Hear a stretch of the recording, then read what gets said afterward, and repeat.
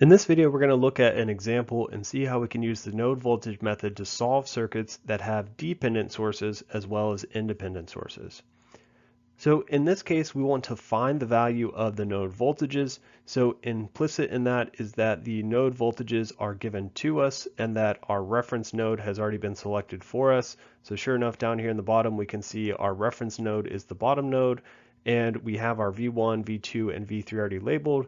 So that means that this is our node 1, this is our node 2, and this is our node 3. And sure enough, each of those four nodes is an essential node. We note that we have over here on the left an independent current source with a value of 4 amps. And in the middle right, we have this diamond symbol indicating this is a dependent current source. In this case, the value of the current is 4 times Ix. So it is a dependent current source that depends on a current elsewhere in the circuit. And we see our Ix value is defined as the current through this 4 ohm resistor. So from what we've seen in the previous examples, we would expect to have 3 simultaneous equations. And that's because we had 4 essential nodes. So N sub E was 4, minus 1 gives us 3, so 3 equations. But what we're going to see is that for each dependent source, we are going to get an additional equation to our systems of equations. So in this case, because we only had the one dependent source, we only need one additional equation. But we're going to need a total of 4 equations. So for 3 of those equations, the process is going to be the exact same as what we saw in our first node voltage example. For this 4th equation, what we're going to do is we're going to look at our value that the current in this case depends on and find where that is in the circuit and relate that value to our node voltages V1, V2, and V3. So starting with what we've done before, we already have if we're thinking back to the steps, we've already identified our essential nodes. Really, that was already done for us. Same thing with step 2, choosing and labeling our reference node. That's already been done for us as well. Labeling our node voltages, that's already been done as well. So we're really coming into this on step 4, which is applying KCL and then using KVL and Ohm's law at each essential non-reference node. So if we start at this left node here, we can define currents leaving. Again, by convention, we define the currents as leaving the node. So we have I1 going out the top, I2 going out the right, and I3 going out the bottom. So now we want to use KVL and Ohm's law to take this KCL equation and relate that to our node voltages. This form, of course, is similar to what we've seen before because, again, we've defined all of these currents as leaving. So sum of the 3 currents leaving equals sum of currents going in, which is 0. So now we're going to use KVL and Ohm's law. So as an example, for that first term in the equation that just popped up, we can note that our I1 is flowing from left to right through the 2 ohm resistor. So I'm going to define my polarity like that across the 2 ohm resistor. And then I'm going to do KVL around the entire perimeter of the circuit in this direction here. And so what I get with that is I get that this voltage is equal to V1 minus V3. So there's that voltage in the numerator here, V1 minus V3. And then from Ohm's law, I just divide that voltage by the 2 ohms, and that then is my current I1. I can do a similar thing, so let me erase this real quick. So I can do a similar thing for my I2. So again, based on the current direction, I'm going to define this voltage across the 3 ohm resistor such that I2 is going through a voltage drop. I'm going to do KVL in this direction so that I can immediately say, here's my voltage, it's negative, move it to the other side of the equation. So this voltage equals V1 minus V2. So there's my V1 minus V2, divide by the resistance, Ohm's law, to get my current I2. And then finally for my current I3, that one's easy because we have a current source. It's going in the opposite direction, so I get negative 4. So now we want to simplify the equation and collect terms. So I've got a 3 in the denominator, a 2 in the denominator. I can multiply both sides by 6, and I get this expression. Now I just collect my terms, my V1, V2, V3 terms, and then I have a constant. So we get 5v1 minus 2v2 minus 3v3 equals 24. So I'm going to repeat that process for each of my other two essential non-reference nodes. And again, that's going to give me the three equations like what we saw in previous examples. So moving to our middle node, again, we'll define our three currents by convention as leaving that node. So I now have I4, I5, and I6. Just like we've seen in a previous example, note that this I4 is in the opposite direction from I2 on the previous slide, but we don't need to worry about that as long as we're consistent with passive sign convention and labeling voltages and KVL, everything is going to work out just fine. So again, because all of those currents are defined as leaving, we have I4 plus I5 plus I6 equals 0, 0 being the sum of the currents going in.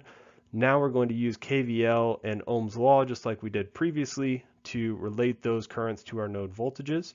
So because I4 is going from right to left through the 3 ohm resistor, I'm going to define my voltage polarity with positive on the right, negative on the left. And now I'm going to do my KVL in a clockwise direction. And so what that allows me to do is I now have this voltage is equal to V2 minus V1. So there's my V2 minus V1. I divide by the 3 ohm resistance to get my current I4. So just applying Ohm's law. The current out the right, I5, again is easy because that's a current source. We see the direction is opposite of I5, so it's going to be a negative value.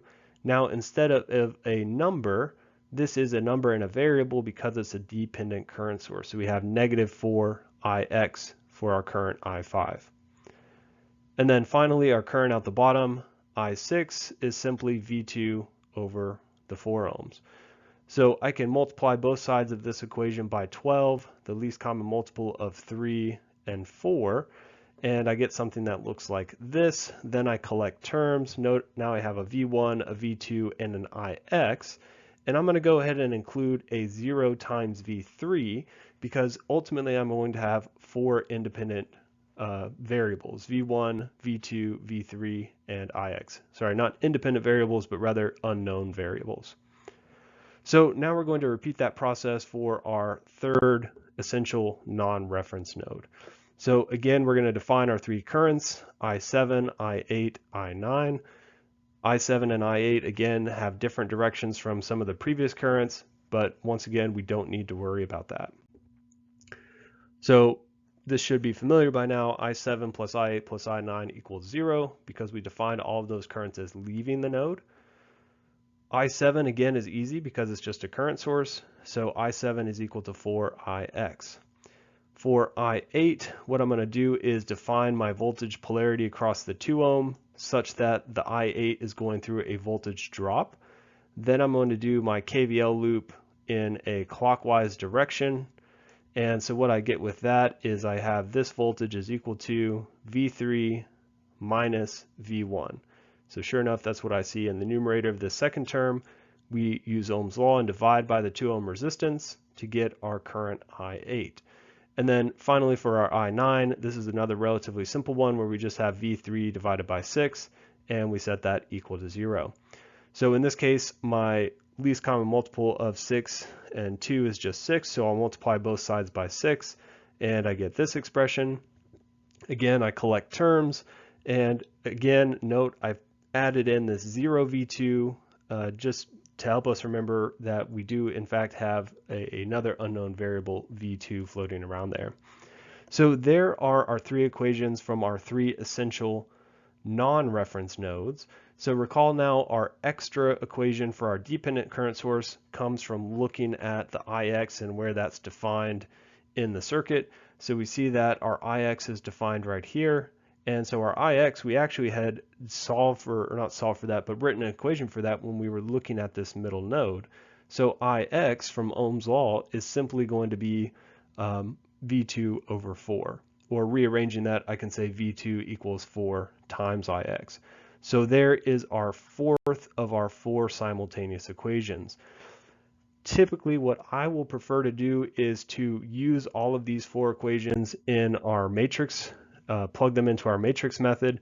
So note our dependent source equation in this case has several zeros. So ultimately this is still just V2 equals 4Ix if I move the 4Ix over there, but I can write it with a 0 for V1, a 0 for our V3 multiplier, and that way I don't have to worry about incorrectly substituting in and making some math error.